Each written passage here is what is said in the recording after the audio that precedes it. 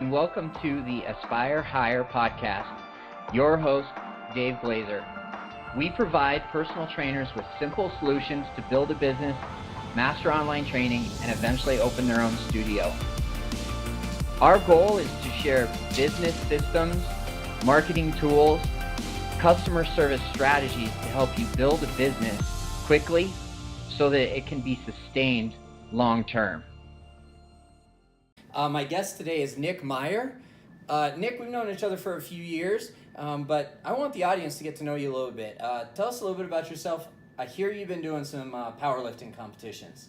Yeah, I've kind of been competing in powerlifting competitively for the last year, really. I've always been into heavy lifting and, doing compound movements, not necessarily for a 1 rep max, but I have always been able to put up some good numbers with that, and so I decided to get into the Nasm meet to start, which is a little less structured, and I was able to compete and actually set the bench press record in Colorado for that at 309, weighing in at 163 pounds. Dude, that's incredible. So what kind of preparation went into that competition? So I really focus mainly on the programming as far as leading up to the meet in the gym, and really the nutrition was making sure that I had enough fuel for my body, but that I wasn't spilling over to be able to get to that 163 pounds. And then what a lot of people often overlook is the recovery. I was doing a lot of ice cold showers, baths, and really resetting my body as far as the central nervous system. That's awesome, man. That's kudos to you. Congratulations on the state record. That's a phenomenal accomplishment. I hear there's some intricate details that go into a day of competition that you wouldn't expect.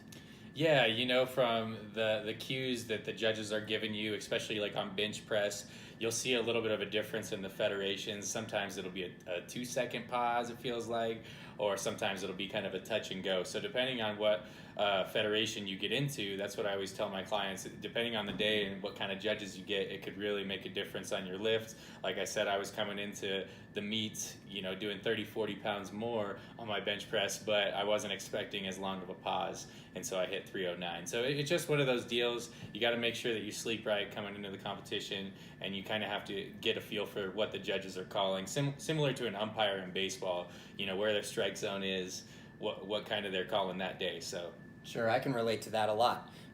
So we've known each other for a few years. We met at Lifetime. Is that where you're still running your business?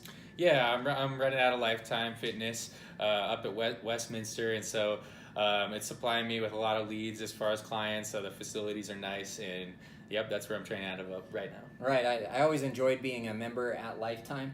You're absolutely right. The amenities are phenomenal. I've never been a corporate environment personal trainer. I've always been self-employed. We met at Lifetime.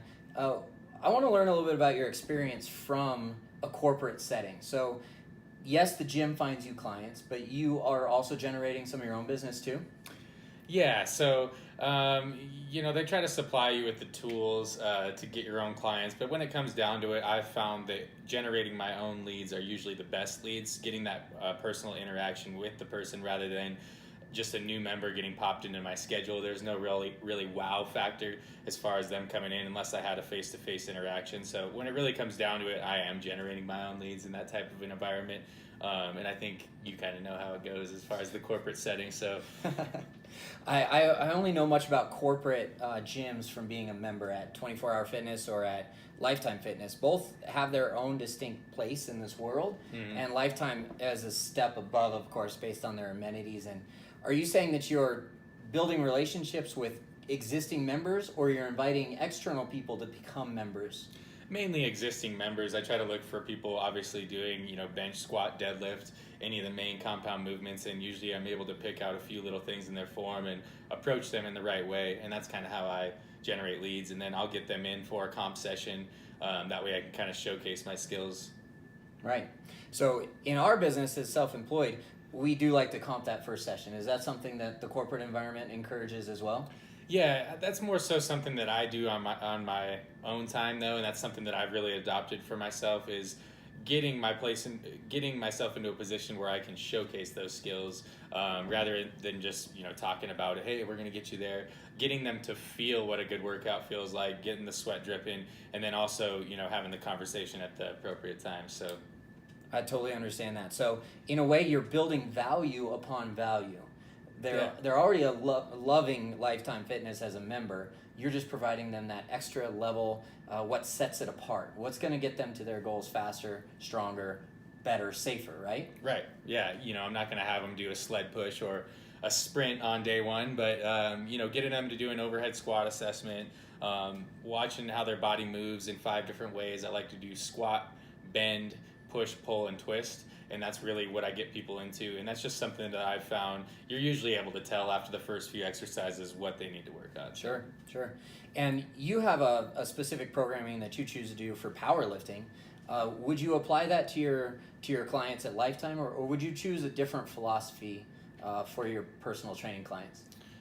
So it really just depends. I've actually found that in a lot of circumstances, adopting the same progressive overload philosophy that I use for powerlifting actually can apply a lot to the everyday person coming into Lifetime. I just won't have them go probably past 5 reps or 4 reps. That we're not going to have them do a 2 or 1 rep max unless they've been lifting for a while. I do have a client, I just posted a video on Instagram. She's been lifting with me for 2 years, and she just set a new PR on squat for 2 reps at 205, but we had the safety clips up. She knew, she trusted me. We had that trust built, and so that's kind of a one-off type of deal. Mm-hmm. But for the most part, I'm going to have them go down to about 4 reps. Nice. So a 4 rep max test. Yeah. That's pretty accurate. She's creeping up on my max. Yeah. I got some competition there. Yeah, amongst definitely. Your clients. So essentially, what are your goals and dreams for this business? Where do you see yourself in 12 months, 18 months? Yeah, I'm really just trying to get my feet wet every day with different, get myself comfortable with, talking to different people that are expertise in different fields, whether it's trigger point or recovery, and not just limiting myself to the things that I am interested in, like strength training. I mean, that's something that I'm always going to be interested in, but, different realms I feel like can make you well-rounded. And then as far as the business, I want to impact as many people that I can with building their strength up. I think that's something that I really enjoy, and a lot of the times weight loss will be kind of an after product of getting stronger and pushing yourself, which is what a lot of people I feel like have the struggle with. They might be following a Jim Stepani program or something online that they found, which isn't a bad program, mm-hmm. but the problem is, what do those last 2 reps look like? Are you really pushing yourself to where you should be? I know sometimes when I'm lifting on my own, it's really hard to get that last rep or 2 where you should be hitting on your program, and so that's where I think we can come in and kind right. of push them in that sense too. But I think to answer your question, as my overall goal, just kind of taking that philosophy and running with it on a larger scale. Sure. Do you see this going online for you and your business? Absolutely. Yeah. I'm kind of new to that kind of stuff. I can relate with you on that, trying to get this podcast set up and these different things. I mean, just more of the technical things, in person. I think that's something that I've always excelled with. And now it's just taking it to that broader scale and, learning, making things a lot easier on yourself, I guess you could say. Work smarter, not harder, right? Yeah, exactly. So essentially what it comes down to is you want to duplicate the same customer service level and quality of service that you provide in person, online? Absolutely. Yeah, that hits it right on the head. Okay. All right. I think I know somebody that can help you do that. Yeah, definitely. So if you want to help people build strength in person and online, what drives that for you? What is it that gets you out of bed every single morning to come back and do it day after day after day? Really, I mean, it's exciting to me to show them on paper, like, hey, you're getting better week after week, even if it's just a 1 pound gain or if it's just 1 more rep. I think that incremental slow grind is like what I like to call it, is really exciting for me because, growing up in sports and stuff, it doesn't happen fast oftentimes. You got to take 300 swings, you got to take 300 free throws, you know what I mean, or every day to really get better. And I think that it draws a parallel across all levels of life, past personal training, and really just that slow, methodical approach. I've grown to really like that, and I like to see my clients' eyes light up when they kind of get to see the result of that. Sure. How frequently are you doing assessments on strength or to track the results? Every single workout, I track their compound movements. As far as like the accessory work, I'm a little bit more lax with that. Like say, we just did a back day and you're doing biceps at the end. I'm not going to track, when we're just pumping the arms out at the end. Sure. But the main movements that are going to make the biggest impact, I like to track those. Awesome. Cool. So 2 RM, 4 RM every 6 to 8 weeks or 12 weeks? Yeah, 6 to 8 weeks. Depending on their goal, if they're getting ready for a competition, probably 6 to 8 weeks, kind of see that, we're dialing it in a little bit more because they have a meet coming up, whereas somebody that's just trying to generally get stronger, maybe every 12 weeks. I kind of assess that based on the person, what things they're going through, stress level wise, how they're recovering, and if it's appropriate to get them into an assessment type workout. So of all of your clients that you work with in the past, how long have you been in business?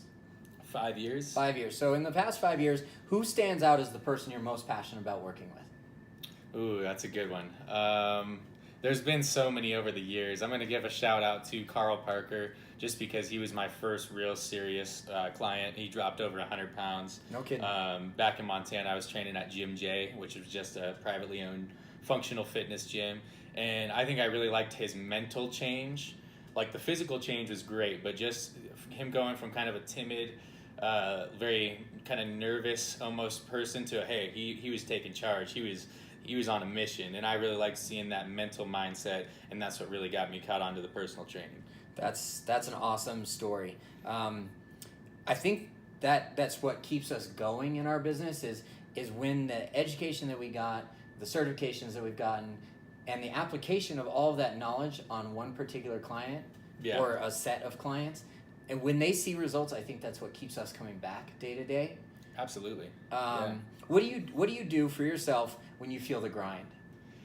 You know what, man? Like I said, it just comes down to that slow grind, whether it's our financials or, getting results in the gym. And I really just think, hey, am I getting 1% better each day? I mean, even if it's 5 minutes of meditating, it's 5 minutes that I did. You know what I mean? Right. And even if it's a 10-minute walk in a really jam-packed day for my cardio, to help digest my meals. Shout out to the vertical diet. I've been doing the 10-minute walks. Okay. That's something. And I think that a lot of people get caught up when they see these extravagant workouts on Instagram doing, one-arm push-ups with a kettlebell overhead or, it's Okay. like it can be the smallest changes is what I'm getting at. Sure. And I think that's where the grind, you can kind of embrace the grind because you're like, hey, it matters. Every day matters, whether it's, a 10-minute walk or a 300-pound bench press. It all kind of has its place. Ah, that's fair. That's a very astute observation. So you sound like you're educating yourself as you go through this process. And you're talking about the vertical diet, and you're giving a shout out. Tell me a little bit about that continuing education. What is the one piece of material that you've picked up that has made the biggest difference? As far as, I think it's just a combination of everything. Like, I don't follow everything with the vertical diet, but I do think that there are some very good principles, digesting your food better, making sure that we're fueling the body properly. I really adopt those principles per se, but I'll still kind of go outside of those dotted lines a little bit and take some things that aren't per se on the vertical diet's exact grocery list. And I think that you can do that with everything. I mean, there's never one right answer. And that's kind of what I've learned is take what you like and kind of formulate your own product, if you will, or philosophy. Sure. So it's not one size fits all. Yeah. Because absolutely. you're taking principles and philosophies of the vertical diet and you're applying it to yourself first, and then you're giving broader advice to your clients, or are you applying the specific principles to your clientele? So I basically will have them experiment with themselves as well. I'll give them a grocery list right off the bat. Hey, these are some good quality carbs, proteins, and fats. why don't we kind of pick a few and see how your body feels after a week. I want you to write down how you feel and get them seeing that it is a customized approach too. I'm not just going to fling on everything that I do on them.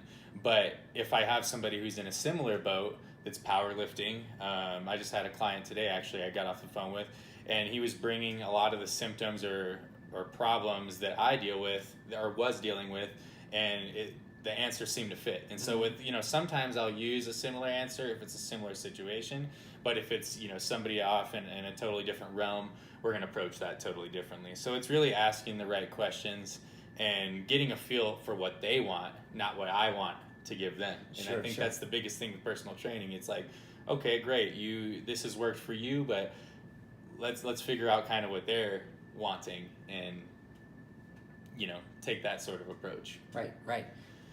One, we can't want it for them.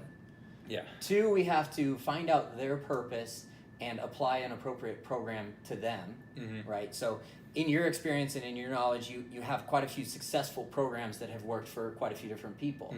And it's not a cookie cutter world. Not everybody's like you.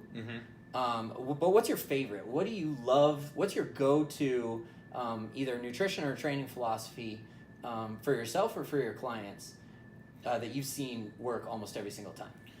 So I like to kind of use a three-pronged approach, but really when it's in the weight room, it's progressive overload, depending on the schedule, 4 or 5 days. And that's where we're tracking the compound movements. We're pushing in terms of reps or strength, and I'll ask them every workout, how do you feel? If they say they're drained or in any way or going through any type of, high stretch situation, excuse me, got an air bubble in my throat. I'll have them so if they're not feeling the greatest, I'll have them push for reps, doing the same weight that they did, but pushing for reps. If they are feeling great and they're carved up, then I'm going to have them push for more weight. And it all just comes down to the programming. I throw in HIIT, high intensity, just about for everyone, 2 to 3 days a week, 15 minutes. That could be boxing, that could be speed ladder, that could just getting the heart rate up. And once again, applying to what they want. If they really like boxing, hey, I'm going to bring out the mitts. And as far as the nutrition goes, just finding what foods sit well on their stomach, what gives them the most energy. I might have them do some blood work or a food sensitivity test at Lifetime. That way we can really see what foods are upsetting the gut. I think that's really overlooked, how we digest food. And really, as far as like the macros and stuff, I don't, depending on, I'm more interested in getting them building good habits, rather than focusing on the macros right away. So, hey, can we get good proteins and fruits and veggies in the diet? And, can we be set with accomplishing that, and then we'll add more. That's really an approach I'll use for the nutrition. Let's start with one thing, drinking enough water, and then slowly add over the weeks. It's not going to happen in 6 weeks, and that's something that I really stress with people. It's going to be a long-term type program, 6 months to a year for most people and their goals. So, but I think that's kind of the three-prong approach. I'll also kind of throw in some stuff as far as the recovery, recommend the cold showers, although a lot of people look at me like I'm nuts. They're like, I'm not going to get in there, or they try it and they hop out in like 2 seconds. But, getting them a foam roller or starting off with some of the basics and then kind of building from there. Awesome. Yeah. The tried and true basic philosophies and principles that we learned early on. Yep. They're our go-to. That's what we can fall back on at any one time if something's not working. Right. Exactly. So what's your next certification, or what's your next piece of education to complement the existing philosophy that you have in your business? What are you going for next? So actually, I'm just about to test out on my Nasm Nutrition. I think that's just a good kind of baseline. A lot of it I've already kind of known, but from having the courses in college, but just kind of brushing up on those things and getting that added onto my CPT is kind of what I'm completing right now. And then also I would like to get into more of the recovery techniques, so learning some trigger point work. I think in the realm of powerlifting, really learning how to turn muscles off and get people to recover faster is a huge benefit to a personal training business. I mean, you can beat somebody up all day, but can you give them the right tools to feel good and come in for another workout? And just for general clients too, a lot of people are in pain all the time from sitting and doing these different things that we do. So more of the recovery aspect is kind of where I'm headed. That's kind of where I'm at right now. Sure. Is there one association that you have in mind for that trigger point or myofascial release, or is there one expert in the industry that you would go to learn from? No. So I haven't actually narrowed it down to that, but I plan on going to a couple workshops here in the Denver area and then kind of doing some research before I decide on a certification. But there are some people in the field. Keith Mateer up at Lifetime is really good. He's been up there for about 20 years, not at this Lifetime, but with Lifetime, and he's worked with the Minnesota Twins and a couple other organizations. So I really like his philosophy, and I kind of have picked his brain, and that's what's really sparked the interest in learning more about that. That's awesome. That's awesome. So if you don't have that knowledge right now, do you refer to a guy named like Keith, or do you refer out? Absolutely. I send pretty much everyone to him, and it's built a good relationship. He sent clients my way. We have, basically where he'll give me the sale for bringing a referral to him. So it's kind of nice to kind of have that in our business. Mm-hmm.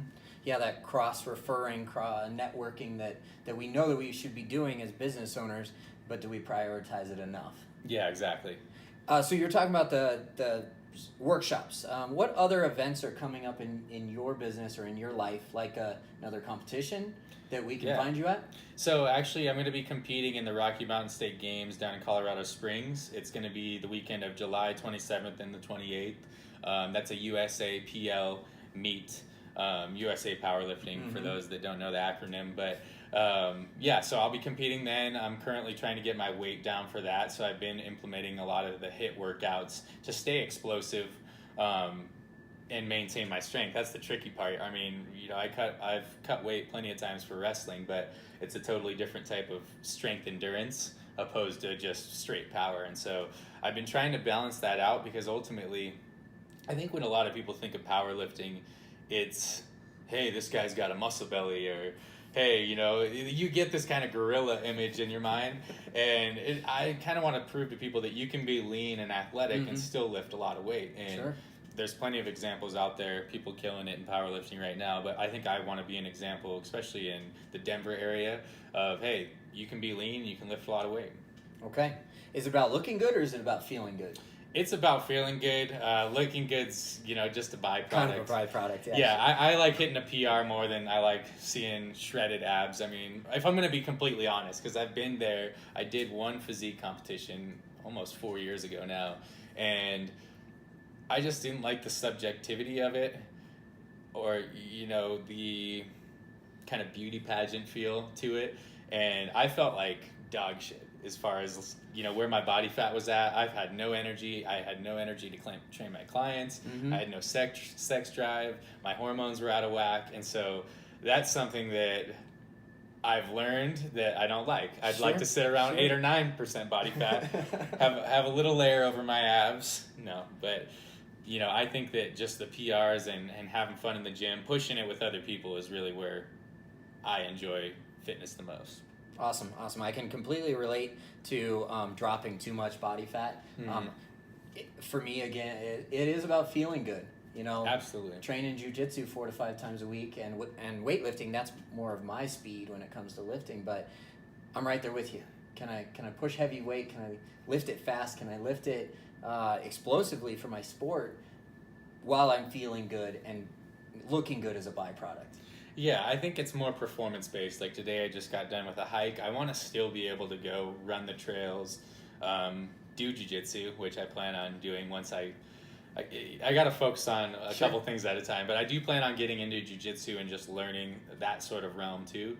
But being able to move well, I think, is something that, a lot of people take for granted. Being able to move, and hey, you want to play a pickup game of basketball or something like that. Yeah, you can lift heavy weight, but you still feel good moving too. And I think that after my ACL surgery a couple of years ago, that was something I'll never take for granted again, is being able to move and, do different things really, and not be, not keyhole yourself. Sure, absolutely. It's about balance. It's about lifestyle. It's about performing your best, both mentally, physically, energetically so that you can serve other people. Yeah, exactly. What's going to make you the best version of you? Awesome, man. Awesome. Well, I follow you on Instagram. How can people get in touch with you? How can people follow you on social media? Are you active on social media? Yeah, right now, Instagram is really my main handle. I actually changed my name. It's Nick the Brick on Instagram. So I got that name from one of my buddies at Lifetime. He's like, man, you're like a brick. We were playing basketball, and I went up for a rebound, and he just bounced off. And he was a lot bigger guy, but he's like, man, you're dense. And so I kind of ran with that nickname. Sure. How do you spell that? A little bit. Spell so NICK_THABRICK. Awesome. Nick the Brick. Well, Nick, that was an awesome conversation. I appreciate your time welcoming me into your home. Absolutely. Congratulations. You're a first time home buyer. That's right. And it's been a good relationship building over the past few years. I'm glad I bumped into you at Lifetime as I was a member there and you were a trainer. And I wish you the best in everything that you possibly can achieve with your goals. It sounds like you got it all figured out, but if we're not learning, we're dying. Yeah, I wouldn't say that, man. I'm still, failing forward is like what I like to say. But it's all, just enjoy the process. That's the best advice I'd give to anyone. You're gonna struggle. There's no easy way out, whether it's online training, corporate training, training on your own. It's gonna be a struggle. You're gonna be grinding. And I think if you can embrace that and truly answer to yourself, is this something that I'm passionate about? You're gonna have success. I can't dictate, the time frame of what success or how far you're gonna get, but you will have some sort of success. Awesome. I think that's the best advice I've gotten in a long time, and I appreciate it. Let's follow up in like a year, maybe 8 months to a year, see how your powerlifting competitions have been going, and we'll sit down and we'll see how far we've both come in that time frame. What do you say? Yeah, that sounds cool, man. You gotta track the progress. You gotta measure to manage. I like that a lot. Well, Nick, thank you so very much. Yeah. If you guys are looking for a qualified personal trainer in the Westminster area, please look up Nick Meyer at Lifetime Fitness in Westminster, Colorado. Otherwise, follow him on Instagram, Nick_THA Brick. And I know he's big into mountain biking, big into trail running, hiking, powerlifting. Those are his passions. And if you guys are like-minded and want to connect with Nick on his passions because it fits and it resonates with you, I totally encourage you guys to do so. His email and contact information will be in the show notes. Thanks for tuning in, guys. Dave Glaser with the Aspire Higher podcast.